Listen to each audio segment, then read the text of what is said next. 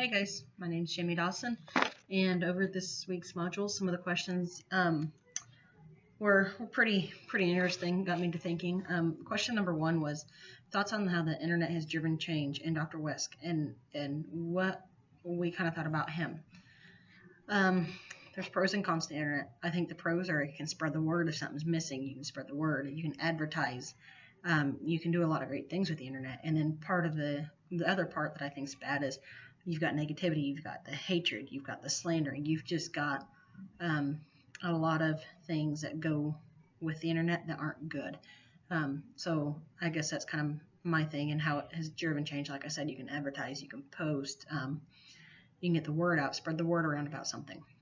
And some of the stuff that he kind of explained was it costed some people millions of dollars to make these videos, and you needed the staff to help create it. But the particular video that he and his wife created, they didn't need anybody but themselves, and it ended up being number 1 on the list that he had mentioned.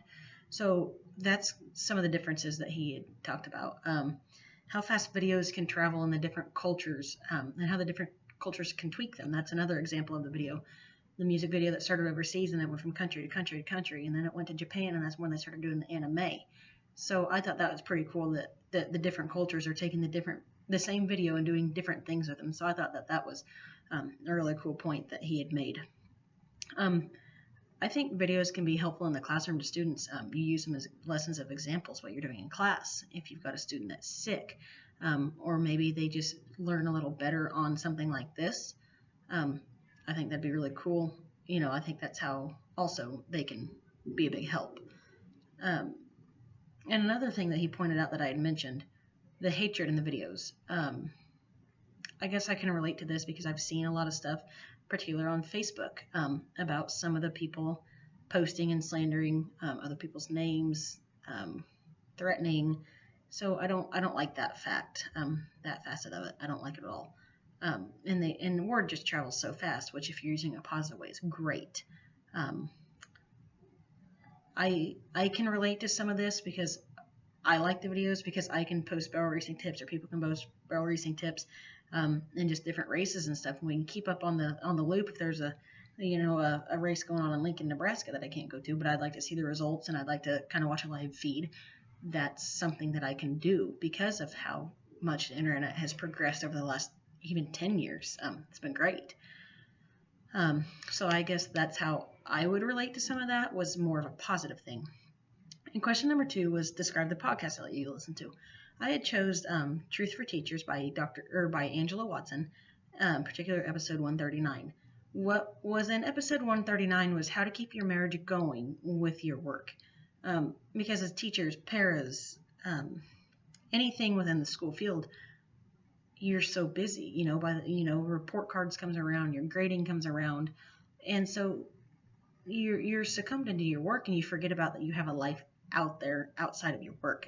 Your kids are basically your number 1, and that's what some of she had a couple other people get on there and talk about, was how they had figured out to make that balance in their marriage.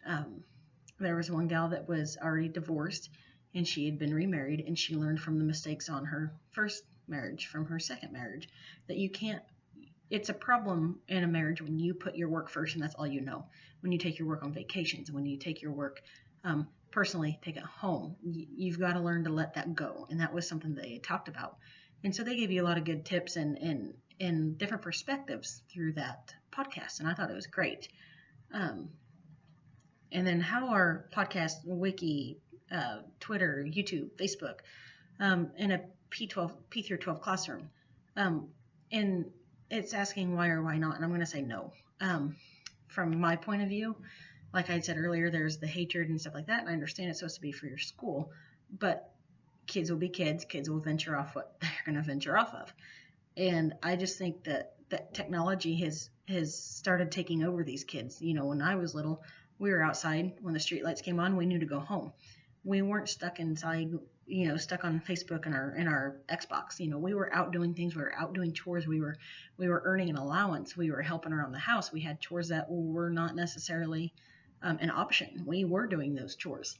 And so kids have lost that work ethic. And so I think that can affect them in the classroom, when they're so worried about their video games and their phones that they're worried about them in the classroom and they're not getting their work done because they're too worried about Fortnite or something like that.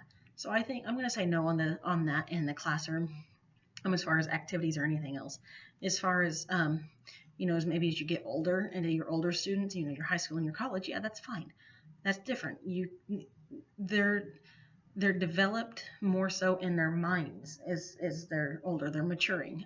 Being in grade school, they're just not mature enough to handle what the internet and Facebook and everything else has to offer, because that becomes their life. They can't set that time aside. So I'm going to go no on that. But as we get older, as we get into older students, I think that would be more beneficial, because you can use it to email your students something when they've been sick. Or you can do videos like this, give them the lesson of the day and email it to them so they're not missing out and they're not getting behind on homework. That's a whole different scenario. And then I chose to do a Diego because I actually already had one set up for a previous class, and I'm familiar with it, so that is what I chose to do. Anyway, so that is my module for the week. And if you get a chance, she was really good. Truth for Teachers, she's got hundreds of episodes on there, so if you get a chance, I mean, she's pretty well covered it all. Thanks.